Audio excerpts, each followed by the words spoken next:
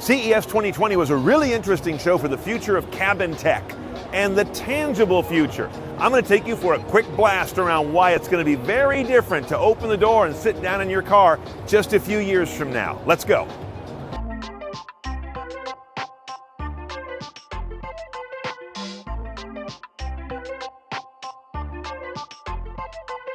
Now, just when you thought every part of the car has been reimagined with technology, there's one part you probably forgot that's usually flipped up, the visor. These things are dumb as a post, but not for long. Bosch has something called the virtual visor. It's a piece of grayscale LCD, but instead of showing text or characters or video like you'd expect, it darkens or lightens by watching your face with a camera. This image processing knows two or three things. First of all, where's my face? Where are my eyes? And also, where's the sun hitting my face? The blue is tracking my face.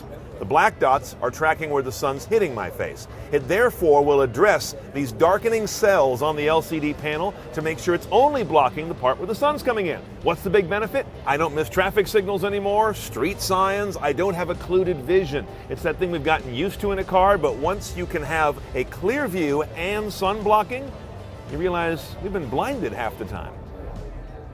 This is not going into production anytime soon. They're talking to some commercial and passenger car vendors and automakers. We'll let you know when we hear more about it coming to market. General Motors, Lamborghini, and Rivian, the red-hot electric pickup truck startup, are showing how there's an appetite among car makers to announce that they'll have Alexa built into their vehicles. This is different than bringing your phone or buying one of Amazon's Alexa Auto add-ons. It's integrated elegantly, but it also, this way, can have some access to vehicle systems. That's what's so interesting. The Alexa in this car, for example, can control anything that is part of the body control module, the little computer that operates things like popping open the frunk, or the tailgate, or the pass-through door, or the climate control. Alexa, set the cabin to 72 degrees. The heat's set to 72. Now, obviously, Alexa can't do things like control drive systems, like set the cruise control. That's touchy, probably gets into regulatory arenas, but this is a nice step forward to something that I was puzzled by, which is why would you need an add-on aftermarket Alexa in your car compared to using your phone? This takes it the step forward that answers the question.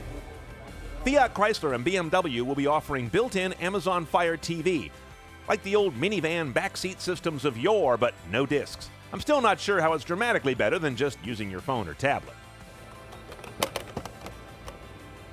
Now, later in 2020, ExxonMobil's cut a deal with Amazon to have Alexa pay for gas. Here's how it's going to work. You've got the Alexa app on your phone, or it's built in to one of these cars that has it. As you drive up to the gas station, geolocation technology figures out what gas station you're at, and if it's one of ExxonMobil's. Then you tell Alexa, pay for gas at a given pump number. Here it's pump number 1.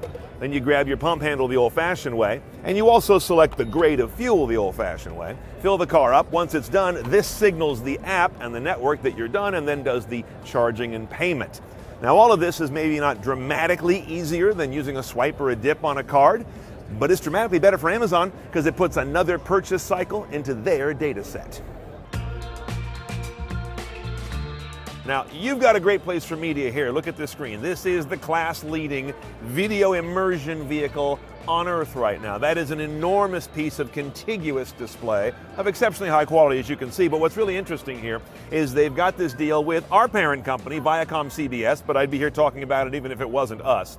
So what you can do is you can click on an icon that will take you into this collection of branded content. You can use gesture control. That's what this sensor is up here. I'm good using the touchscreen, which is right here in the middle of the steering wheel, but notice, of course, it doesn't turn with the wheel because the controller that keeps reorienting is disorienting. What you can do is use standard finger tracking, find the content you want to watch, and then when you get there, you just tap on it and it starts to play on the best screen you may own. Now, this kind of a function and a number of others you see right here are locked out when you're driving, obviously. They're not saying you're going to watch this while you're going down the road. You've got two different planes of functionality here, driving and non-driving.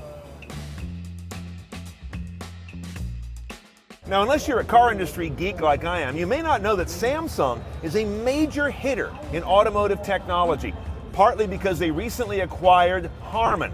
Harman is a major provider of automotive tech, electronics, and all kinds of systems, both in-cabin and elsewhere around the car, to many players in the auto industry. So now we're starting to see some fruition of how Harman Tech and Samsung Electronics and a 360 in our lives come together.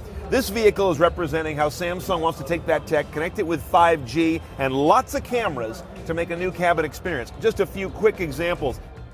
This upholstery can actually give me warnings about a blind spot, construction ahead, or some wavy lines that are trying to get my attention if I'm drowsy. Now, Samsung knows a thing or two about cameras, but these aren't the kind you have on the back of your phone. Here's a driver monitoring camera on the wheel. Not totally new in the industry, but it shows you that this is getting more and more common as it watches my state and with facial recognition can tell if I'm alert or maybe I've nodded off at the wheel or worse, and make things happen in the vehicle that go along with that state. Continuing with the cameras, over here, and there's one over on that side, this is where the industry is going in terms of side view mirrors. No mirrors at all, side view cameras. Notice how they've placed it contextually, almost exactly where you expect a mirror to be, to take advantage of generations of muscle memory for how we drive. This is not yet approved in the US, but I can tell you, as of early 2020, the feds are starting to open up public comment and lots of input on how this should be implemented. This is not that far away. And of course, the part that's harder to actually see is the 5G built into this.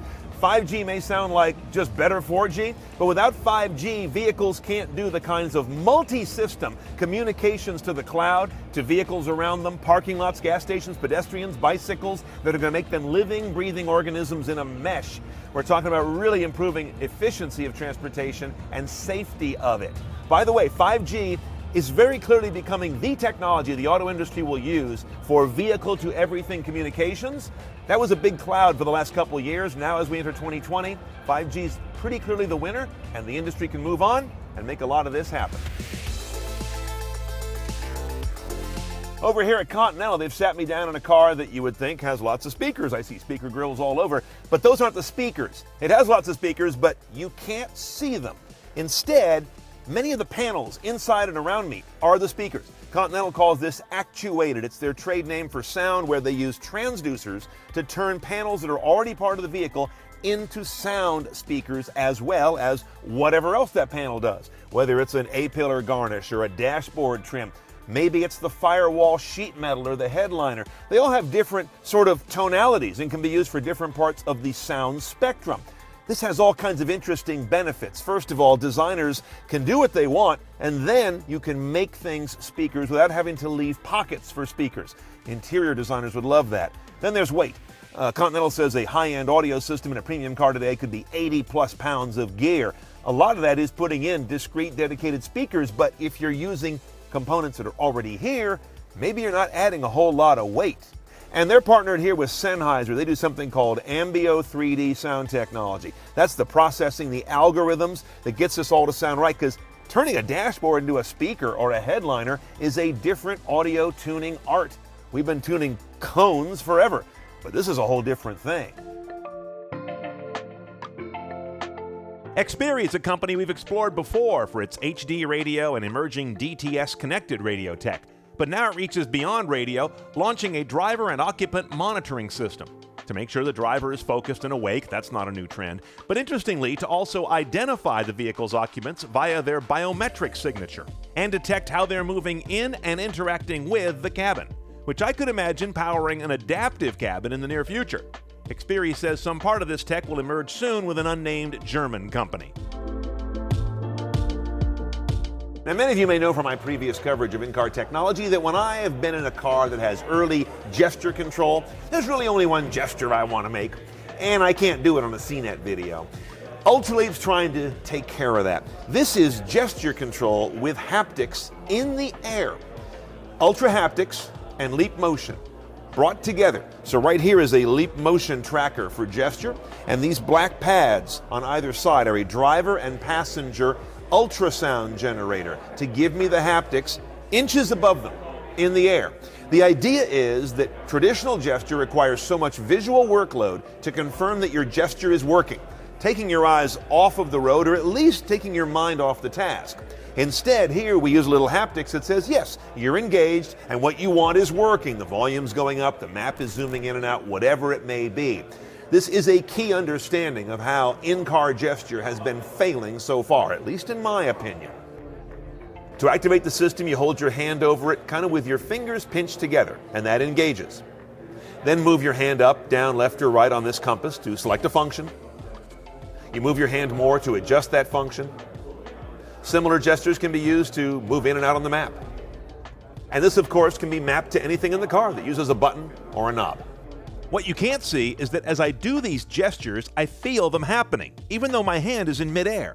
That's thanks to the ultrasound waves coming up from one of those black panels. Right now, it's largely a tingle just to let you know that you are engaged in the system, but they'll be making that much more discreet and unique.